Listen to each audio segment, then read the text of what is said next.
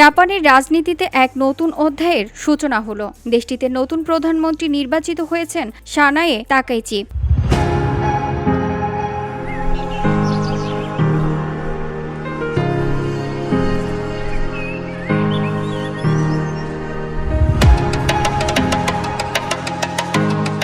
মঙ্গলবার দেশটির পার্লামেন্টে এই নির্বাচন অনুষ্ঠিত হয়।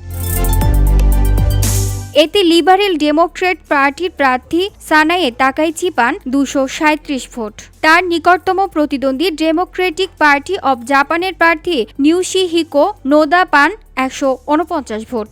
ভোট গ্রহণের সময় পার্লামেন্টের সদস্যরা তাকাইচিকে অভিনন্দন জানান এবং নির্বাচনের পর তাকে উষ্ণ করতালির মাধ্যমে স্বাগত জানান। জুলাই মাসে নির্বাচনে লিবারেল ডেমোক্রেটিক পার্টি শোচনীয় পরাজয়ের পর থেকে 3 মাসের রাজনৈতিক শূন্যতা এবং বিতর্কের অবসান ঘটিয়ে তিনি নির্বাচিত হলেন। এলডিপির কট্টরপন্থী শাখার সদস্য 64 বছর বয়সী এই রক্ষণশীল ব্যক্তিত্ব জাপানের আয়রন লেডি হিসেবে পরিচিত। রাইটার্সের প্রতিবেদনে বলা হয়েছে, তাকাইচির এই ইতিহাস রচনা জাপানের কাচের সিলিং ভেঙে ফেলার প্রতীক হিসেবে দেখা হচ্ছে।